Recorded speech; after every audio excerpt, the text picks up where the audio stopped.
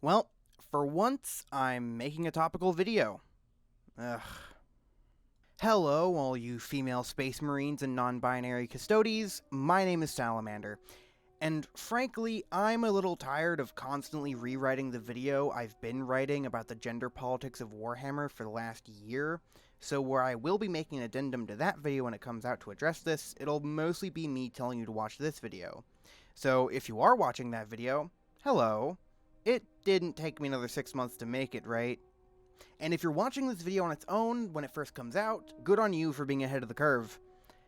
I'm gonna go out on a limb and say you know what a Space Marine is. The very masculine, all-male army of manly men who drink the most disgusting alcohol possible so that they don't get caught drinking a feminine, girly drink, and post videos on YouTube in their pickup truck ranting about participation trophies. Wait, what do you mean Astartes don't do any of that? Right, so my lovely patrons over at patreon.com/mander have informed me that that's not what Space Marines are. But I was absolutely certain that was the case, given the new Horus Heresy 2.0 rulebook containing such lines as, "The process by which Space Marines are created relies inherently on the hormonal and biological makeup of the human male, meaning that only males can be subjected to the transformation." I thought that meant that you had to have the man gene, the one that exists, that makes you want to use power tools. I was under the impression that gene seed was stored in the balls. Then what the hell is all this about? Oh, see, okay, that makes more sense. Wait, shit. This video is gonna need a content warning. Right, so this video is gonna be about misogyny and transphobia and racism and a few other stuff. And you know, if you don't want to hear about that stuff, that's fine. Just be sure to leave a like on your way out. So, what's all this hubbub about female space marines then? Don't we already have the Sisters of Battle? Well, we do, and I'll get to that, but I think this is a much larger issue. The discussion around female space marines isn't actually about female space marines in either direction, and this video will be me explaining what I mean by that. But in order to talk about that, we also need to talk about what Space Marines represent in the 40k universe and the controversy around Black Space Marines. Space Marines are 40k. Not only in the sense that they are the mascots of the 40k universe, but also in that they reflect the current state of 40k, whatever that state may be. In 8th edition, a bunch of lore was changing, the timeline was being advanced further, the rules of the game were essentially being entirely rewritten. So the Space Marines went right along with them, and got a bunch of new toys and became Primaris Marines. Space Marines are like water. Their purpose is to fit in whatever glass GW wants them to fit into. In Kill Team, they're highly tactical precision killers. In Space Marine, they're blunt force objects running at 1,000 miles per hour, shoulder-checking orcs with the force of a bullet train. Both of these interpretations are accurate, and both of these interpretations are canon, because what Space Marines are changes based on what they need to be, both in a lore sense and in a meta-narrative sense. Why do you think people make what amounts to marine sonas, drawing themselves as a Space Marine? Because when people think of 40k, they think of Space Marines. So what better way to represent your love of the franchise than by imagining yourself as a Space Marine? And even then, some people just want to write Space Marine characters that aren't men. So who gets to be a Space Marine is also a question of who does 40k represent? Who does 40k belong to? Now, the answer to that question is obviously everyone. Warhammer is for everyone. Anyone with a mind for the game who wants to get involved in the hobby or fandom should be able to.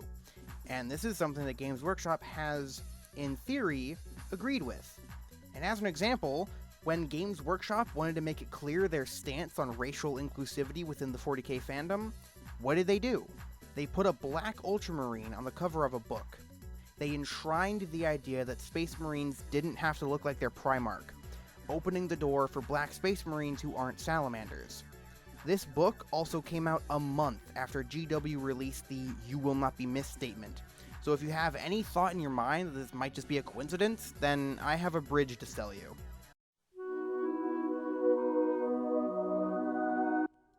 Yup, the obvious counter-argument to all of this is sitting right there. We already have the Sisters of Battle. We already have badass women in power armor right over there. They even have a fancy new range of very expensive plastic kits, so why aren't we happy? Well, to be frank, it's because the Sisters of Battle are very obviously shoehorned into the setting in order to have an army for women. They exist almost purely so that people can say, but we already have the Sisters of Battle, when people ask for female Space Marines. So, a new Sisters of Battle book actually just came out, so we can do a very fun exercise. If we sort through all 40k books by newest release date on the Black Library website, how many books do you think we need to go through before we get from the latest Sisters of Battle book, The Triumph of St. Catherine, to the one before it, The Book of Martyrs? Let's find out.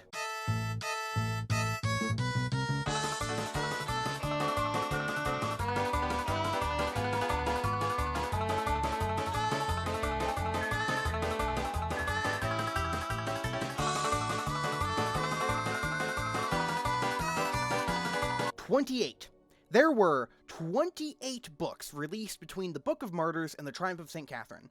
Almost all of those 28 books were about the all-male Astartes. You see what I mean? Sisters of Battle are far and away one of the least represented Imperium factions in the whole of the 40k canon. They're largely sidekicks, companions, and assistants to the mostly male, mostly white Space Marines and Inquisition. Even in their own lore, their existence is coincidental, a loophole in the legal code of the Imperium that states that the ecclesiarchy cannot maintain men under arms. Men under arms. So instead, they made a military order of women. Their status as an all-female faction is literally an in-universe compromise with legal bureaucratic jargon. They only exist because the ecclesiarchy had no other option. When the biggest piece of representation women have in 40k is an explicitly all-female faction, it feels token. Even more token than just making female Space Marines canon. If who gets to be a Space Marine is also a question of who does 40k belong to, then pretty clearly the counter-argument that Sisters of Battle already exist and you can just paint them instead is an attempt to shove women who enjoy Warhammer into an easily compartmentalized and then ignored box. It especially feels like that when the only consistent female representation in 40k are groups that are specifically known for being entirely female, like the Howling Banshees or the Sisters of Silence or the Drakari Witches. That's also why dude bros in particular, who say shit like 40k is the last masculine geek hobby, are so particularly defensive over this. If female Space Marines become canon, then that's an implicit endorsement by Games Workshop of women who enjoy the hobby. And that's unacceptable. This same group of people also freaked the fuck out when the Avenging Sun cover art got revealed. I wonder why.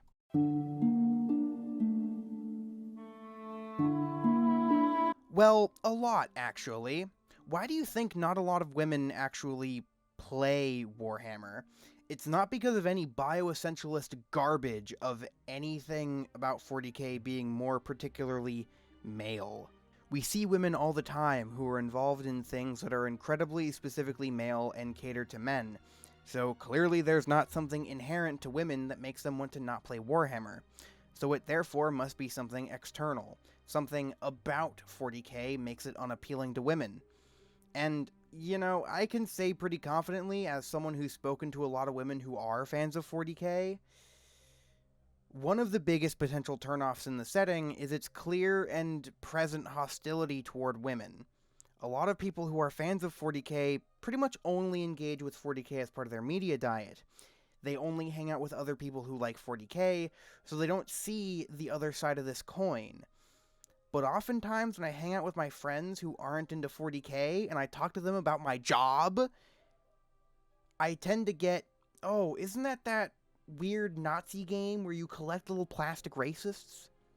And to me, that's pretty clearly a failure of the 40k fandom to have good PR, and not, as many others would claim, a failure of normies to be in the know about why that preconceived notion exists. And I think a big part of that is the specific parts of Warhammer 40,000 lore that typically gets broadcasted to said normies.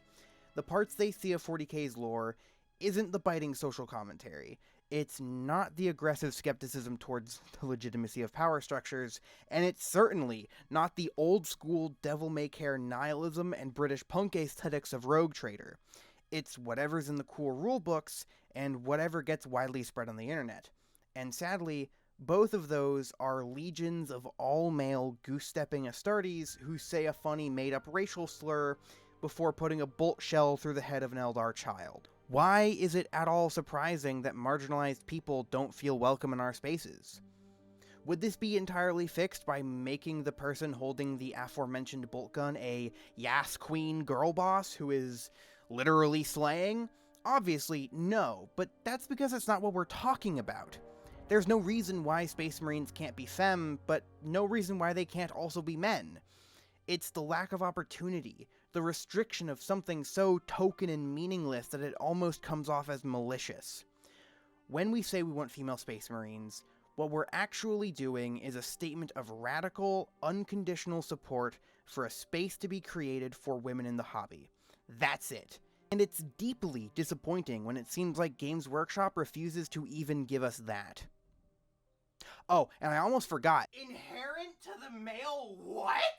Okay, I'm sorry. I wanted to go through most of this video without talking directly about the statement itself because I honestly think it's secondary to the issue. But what the fuck is this wording? Apparently the process by which a person is transformed into a Space Marine relies on the inherent hormonal and biological makeup of the human male. What the fuck does that mean? What does that mean? I need to know! Okay, so wait. If a trans man goes on hormones, does that mean he can become a Space Marine? Do trans people just not exist in the grim darkness of the 42nd millennium? What does biological mean in this instance? What male gene is there that is specifically required to interface with the gene seed? You can have a Y chromosome without being a guy. You can just have like a third sex chromosome. It's a thing. Can she become a Space Marine? Obviously not. But then what inherent part of the human male is required? I don't...